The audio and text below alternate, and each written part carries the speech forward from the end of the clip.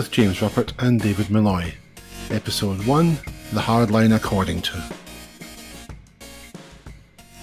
I'm James Ruppert. You might know me from Autocar. You might know some of the books I've written, Bangonomics. Way back in time, I used to sell cars, and I've been writing about cars for, 30 odd years, and I haven't been sacked yet by anybody. So there's still time.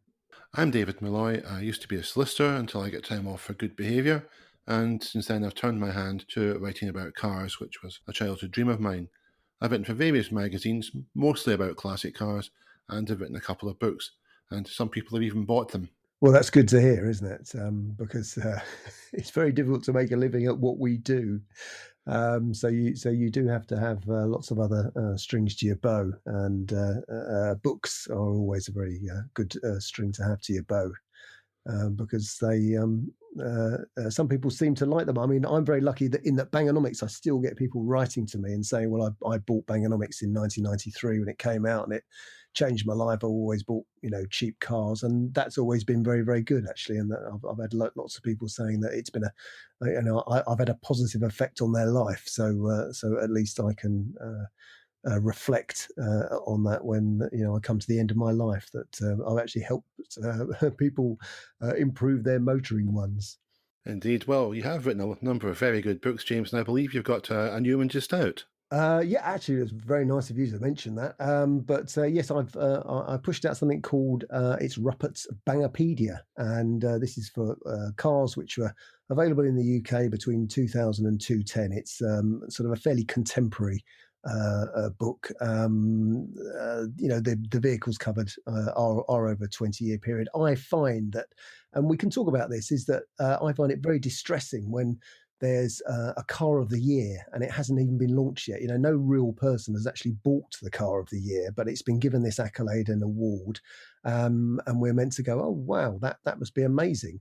But I actually don't think. I think it takes a good 10 years to find out whether a car is actually any good. We will find out whether it's broken down a lot, whether it handles well, or whether it's just fundamentally a good car. So in a way, my Bangopedia is one way of doing this. But I think it's more important than ever that people get sort of slightly guided as to what vehicles are, great value and available now. You won't find Aston Martins or Ferraris in there, so there's nothing exciting in there. But there's everything else which has sort of become a banger, about to become a banger, is definitely going to become a banger.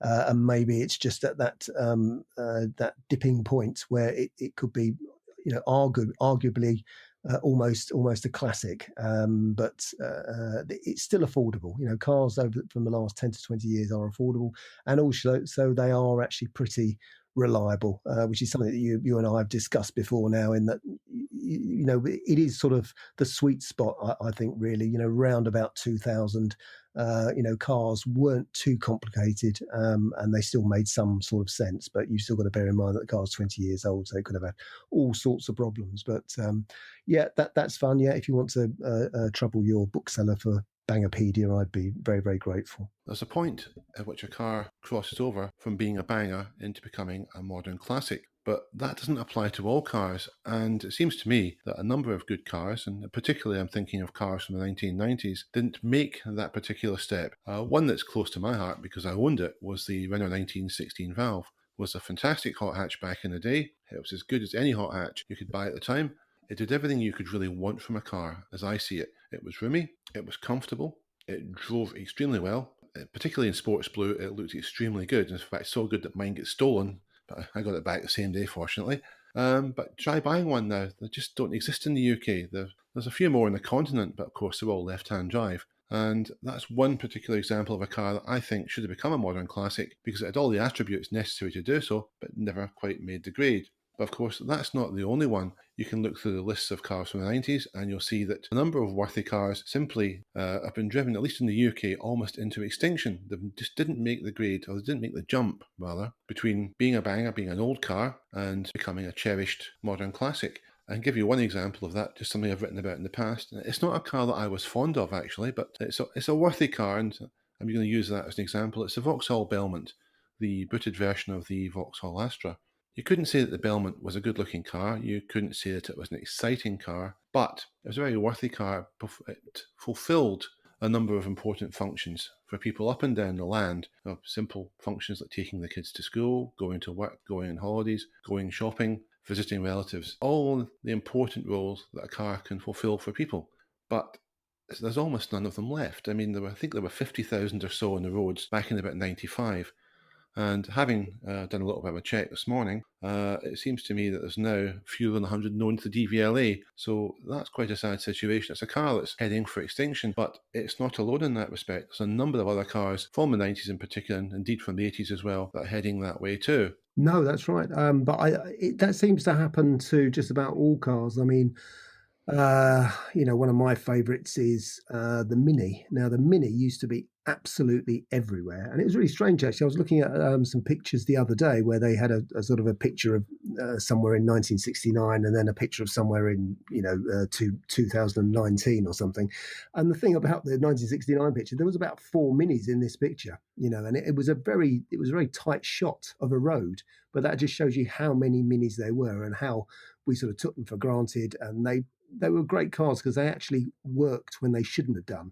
They will always keep going, even though the head gasket's gone and something else has gone and they're very rusty, but they will still plow on and on. And we've got to that stage now. I mean, it is partly being a throwaway society.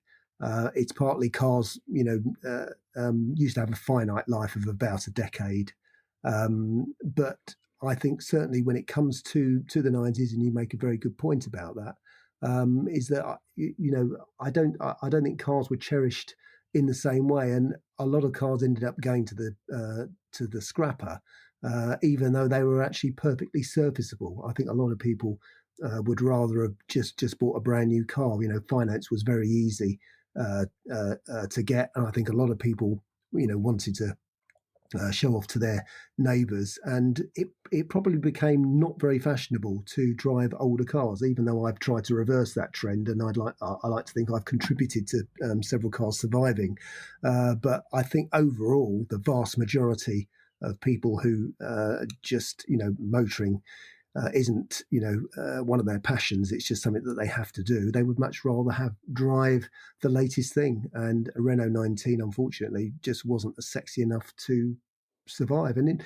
in fact, a lot of cars from that era, even though they were very, very good, and actually probably were quite sexy at the time, still struggle because people, as I say, would rather move on to other things. People don't have the space to store cars, and I think that's one reason why we just don't see so many cars around now. One thing we should perhaps consider when we're looking at modern classics and what you might call emerging classics is the 2009 Scrappage scheme. If you'll recall, that was a scheme that enabled owners to trade in cars with a current or I think a very recent MOT in order to get £2,000 or so off the cost of a new car. The idea, of course, was to boost the sales of new cars and no doubt to get rid of what were perceived to be environmentally unfriendly cars. Now, if you actually look at the list of cars that were scrapped, and you can view this online, the government, in response to an FOI, published a list. If you type in UK Car Scrappage Scheme 2009 into Google, that should take you to it. If you work your way through the list, you'll see that it's not just bangers that were being scrapped. You've got cars that were genuinely interesting and, quite frankly, some very rare cars as well.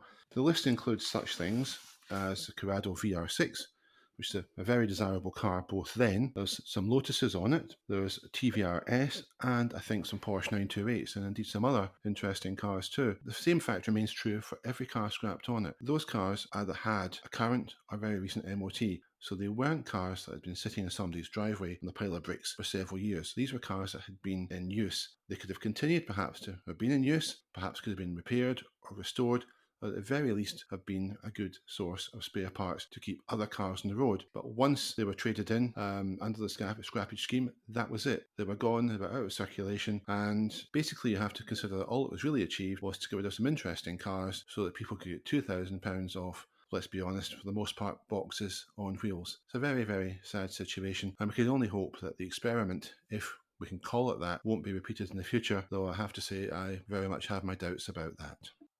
No, that's right. I mean, that list is actually. I mean, if you like cars, I mean, I don't think you can get through, like the first row of cars they have there without breaking down into tears, really. Because I mean, there was certainly an Integrale there, which definitely went. And I had a picture which was sent to me by somebody on a who was actually in charge of stacking all the cars up, and it was actually a BMW Coupe from 1972, which would be an E3. Was a very ill thought out and not a very clever scheme, because I can't see an upside ever to a scrappage scheme. You're listening to the Bangers and Classics podcast with James Ruppert and David Milloy. We are talking about the UK government scrappage scheme that operated in 2009 and 2010. The government's position obviously was they wanted to get rid of older cars which they thought were higher or heavier polluters. And in some respects that, of course, is true. But I wonder if they gave sufficient consideration to the environmental impact of building new cars. The first thing is that clearly when it's a new car, you have to ingather, you have to either harvest or manufacture the components. You have to ship the components, often by air, which isn't particularly environmentally friendly, to the place where the car is assembled. You then have to assemble the car. That obviously carries with it an environmental impact. Then you have to distribute the car. Now, the impact of this can be significant, particularly if the car is coming a distance. Cars that come a long distance are sent by sea. They're not obviously sent by air for reasons of economy. The ships used to transport vehicles from the place of manufacture to their marketplaces are large, both in terms of size and in terms of environmental footprint. And of course, there's a further environmental impact when the cars are then moved from the distribution centre, the distribution point in each marketplace, to the individual sales points. I think it's true, therefore, to say that every car has already had a significant environmental impact before its first owner ever takes the first drive in it. And of course, the story doesn't end there. When a car comes to the end of its life, the components of it have to be disposed of. Some will be recycled, which carries an environmental impact, and others will have to be disposed of by other means, either by landfill or otherwise, which will often carry, or usually carry in fact, a more significant environmental penalty. In taking that all together, I think you can argue that the environmental case for replacing an old car, which perhaps isn't used very much, by a new one, which is going to be used much more frequently, isn't necessarily black and white. Absolutely, that's the beginning and the end of the argument, really. Running a classic or an older car is the most environmentally friendly thing that you can ever do. Never mind buying one of these newfangled cars. But strangely enough, actually, I've actually signed up to go and drive one of these newfangled cars in March. I don't know whether it's going to happen or not. It involves me going to Essex, and it involves me going to this huge place, which it's in Braintree, where it's a sort of a huge battery charging place or something. So it's like a petrol station, but for battery cars. So I'm going to go there because I should dip my toes into it, whatever I think about it, and just see what they've got to show me. They might be able to change my mind. Yeah, it might. You could come back a convert. I could be, couldn't I? You might have to shoot me though. That's the only problem.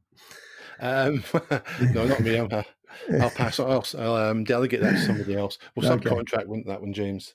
Okay. But yeah, we're talking about older cars and things that have changed.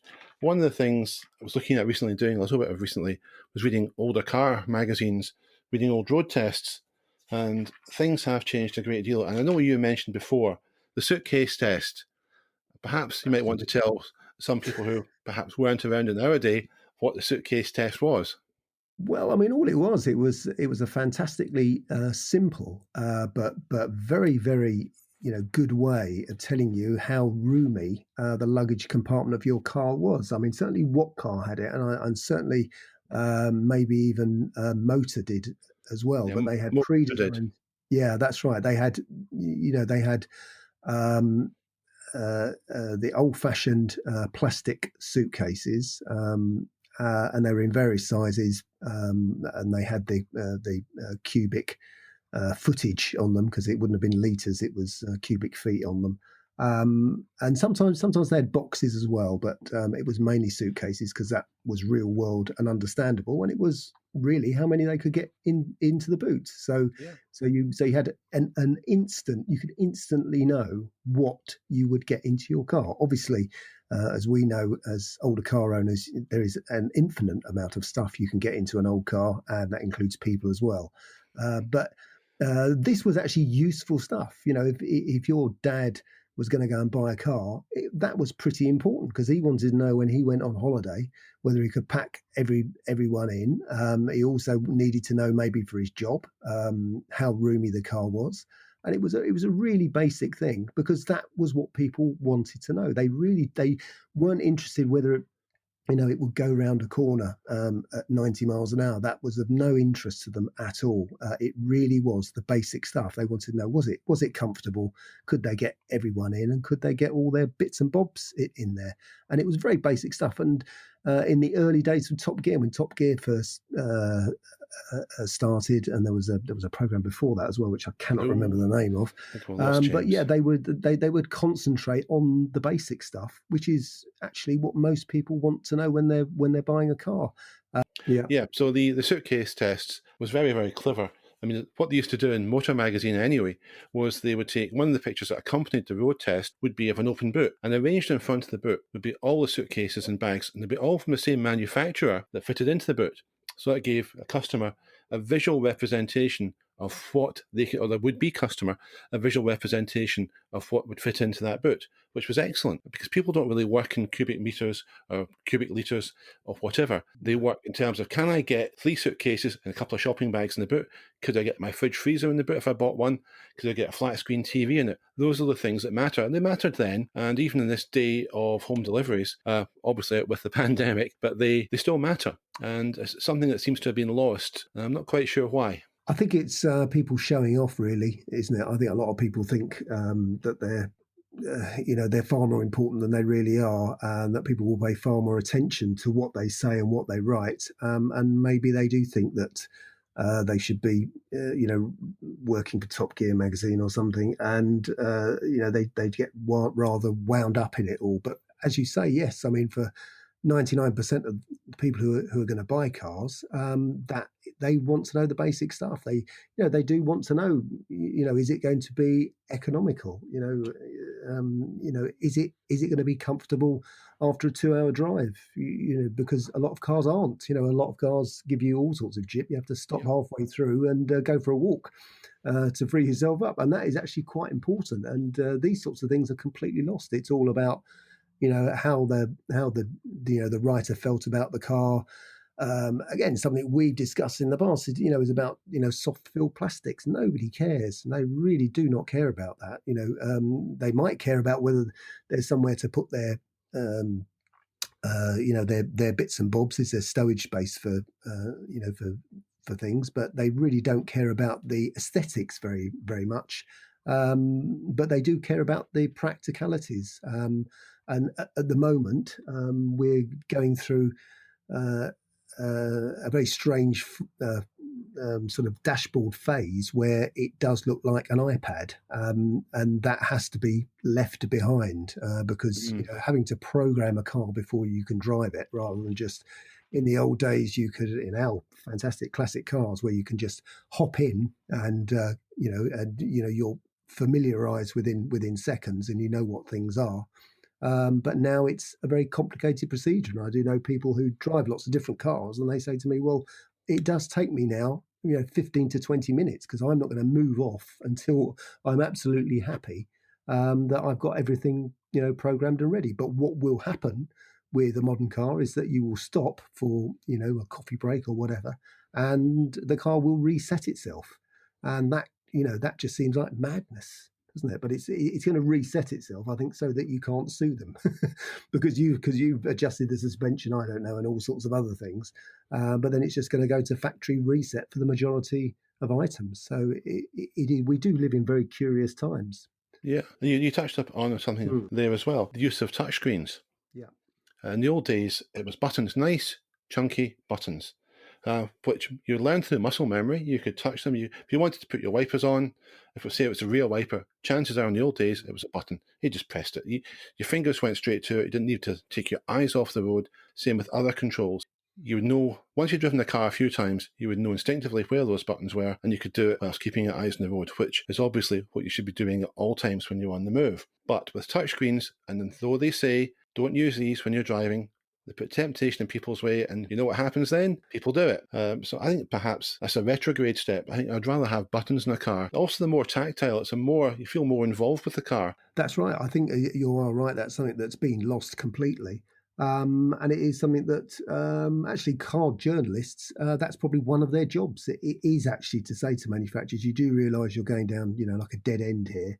And that might, and although it takes several years to, turn the ship around, at least things might change. But it may just be a cost thing with them in that it's much easier just to have something that you plug in rather than going to all that complicated ergonomics. But ergonomics, it used to be a very important thing. It used to be like, can you reach this? Can you see that?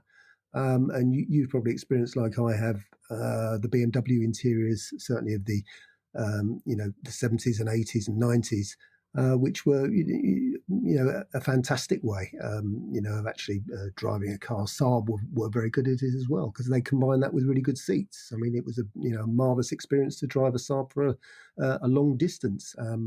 And then they've got the thing which is turning off all the extraneous lights, which are the dashboard lights, so that all you have is the speedometer lit because you don't need any distractions at night, really.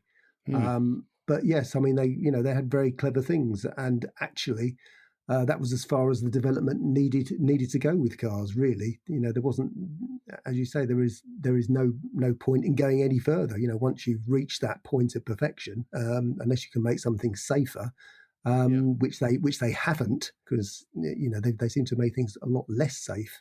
It is completely pointless. We're talking about buttons and touchscreens and the disadvantages, shall we say, of a touchscreen. One of them, of course, is if a touchscreen goes faulty, then you lose access to various things, possibly to quite a few functions. Whereas if, for example, a fuse for a button goes out, then you might lose access to that one thing. You have one system to do everything. There have to be backups, and in these cases, as far as I'm aware, if it's, a touchscreen goes, that's it. It's got to be repaired. There's no backup. You simply lose access to the functions that were operated by that touchscreen, and that's unfortunate. But there's lots of other things from the past that perhaps we've lost, and one of the ones, and I'm saying this in a sort of semi-jocular manner, is unassisted steering. You get more of a purity of feel. Again, if you're a keen driver, you'll appreciate that. But the other advantage is if you had a large or even a medium-sized front-wheel drive car back from, say, the 70s into the 90s, and what you could do is go to a car park or go somewhere, spend 15 minutes parallel parking it, and save a fortune in gym fees because you get a great workout. Well, that's right. Yes, I did have a Golf GTI with those nice fat wheels and no power steering. But you see, I got used to it, and Mm, yeah, I mean, people today might say, "Goodness me, that was almost impossible to steer." But I obviously got very used to it. But it seemed to be second nature to me, and it wasn't because I was a on the limit driver. I don't know. It just made things a lot better, and I think I noticed very quickly if something was wrong, if a tire was deflated, or there was a puncture, or there was something strange. There was, one of the bearings was going. I actually think I picked up on all of those things far quicker than I would have been on a modern car where you're sort of cotton wooled away from all the things going on. I mean, in a way, we don't want to say that the old days were best, but they were really.